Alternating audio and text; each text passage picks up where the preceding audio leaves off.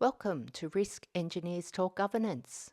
In this episode, due diligence engineers Richard Robinson and Gaye Francis discuss could versus should, which comes from a listener's feedback, and we thank Nick for your thoughtful email. We hope you enjoyed the chat. If you do, we'd love you to give us a rating, and also don't forget to subscribe on your favourite podcast platform. If you'd like more information on R2A's work or have any feedback or topic ideas, please head to the website r2a.com.au. Hi Richard, welcome to a podcast session. Good to see you back again, Gaye. Yes, we just titled this one Could versus Should.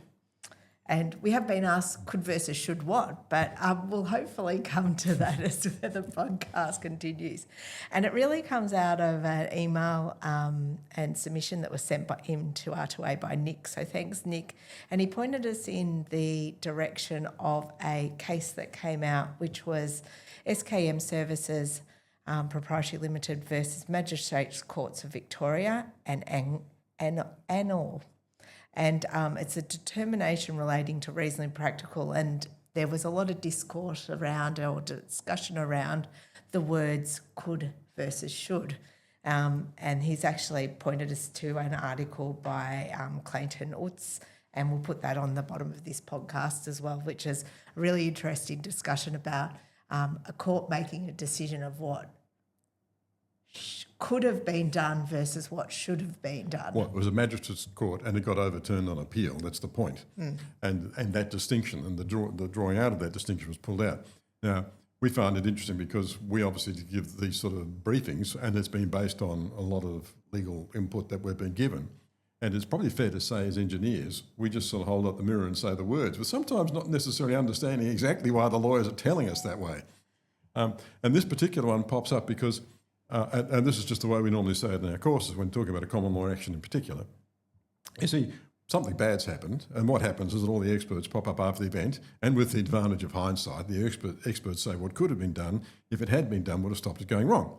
And as we point out, being an expert with the advantage of hindsight, it's not that hard. No, you can usually figure out what should have Pretty been obvious done. after the event what could have been done, right? The court then determines, the trial judge or jury, then determines whether what the experts dreamed up after the event, with the advantage of hindsight, were reasonable in view of what was known at the time the decision is made. Because the court's not meant to use hindsight, it's meant to say, well, in view of what you knew at this time, what was reasonable for you at that time? And so this is where this test of reasonable practicability all comes in. Now, the magistrate's basically being criticised because the experts come up with what could have been done and possibly went too far in saying what could have been done with the knowledge of hindsight should have been done with in foresight, in effect. With the information that was known at the time. Well, that's the point. The appeal was all about saying, but we couldn't have known that with the knowledge we had at the time.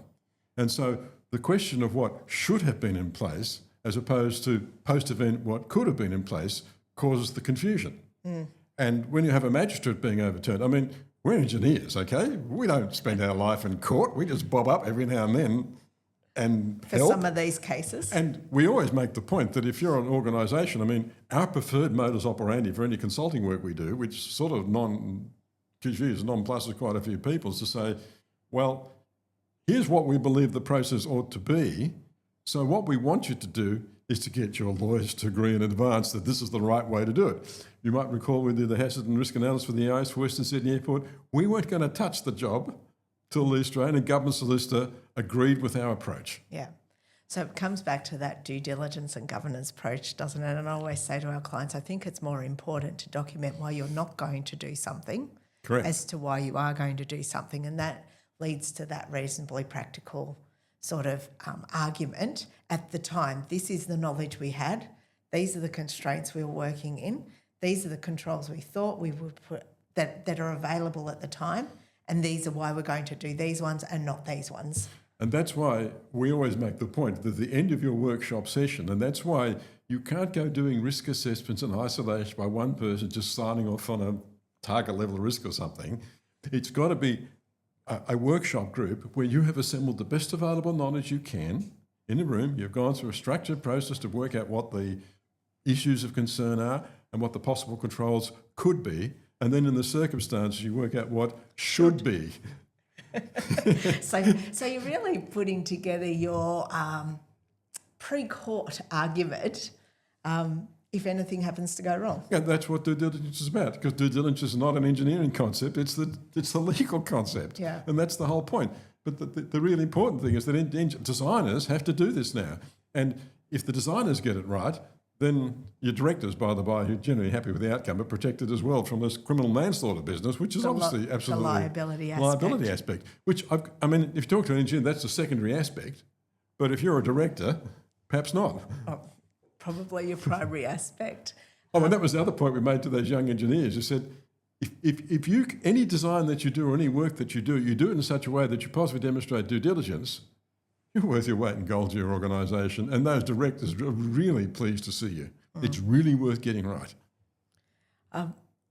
So we say this as well a number of times, you can't always be right, but you can always be diligent. So it was an interesting discussion and that being highlighted in this particular paper that was sent through to us about that could and should, the differentiation between the two. And the fact that, the engineers have a hard time, well, obviously magistrates get it wrong too, and they've done a lot more legal training than we have. True.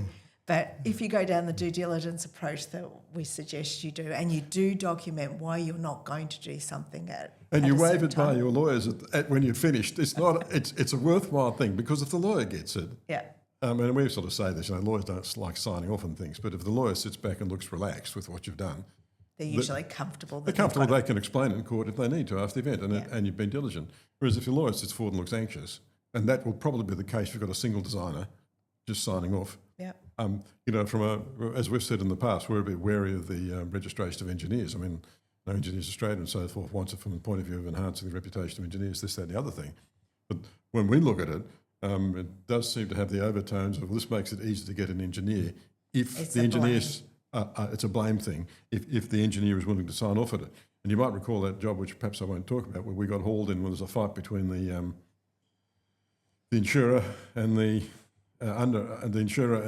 client, and the lawyers are turned up, and two sets of fire design engineers turn up, and we sort of went through the due diligence obligation, the WHS Act, and both parties have to understand their duties and all the rest of it, and the lawyers agreed that was right.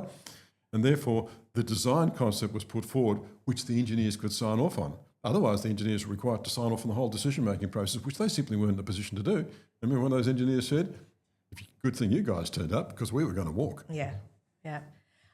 So back to all of that stuff, it's a governance process, isn't Correct. it? So making sure all the key stakeholders are involved, that it's a collective decision is made. Yep. For the benefit of safety for all Disproportionality parties. for the benefit of safety. I will just say, though, that should and could one, I think you have to be careful that it's not just a decisions made now, especially if additional controls seem to be not reasonable at the time. Those controls need to continue to be tested. Yes, as time goes particularly on. if one sort of was on the cusp. Yeah. And you said, well, it's not reasonable now, but given another couple of years, particularly the way technology is going, it may well be. So you have to keep testing those decisions, or so far as reasonable practical decisions, and document. But we would recommend documenting why you're not going to do something would help with that should and could argument. Yep. All right. Thanks for joining us today, Richard, and we'll see you next time. Always a pleasure, Gaye. And yes, you should listen to one of your podcasts, I promise one day.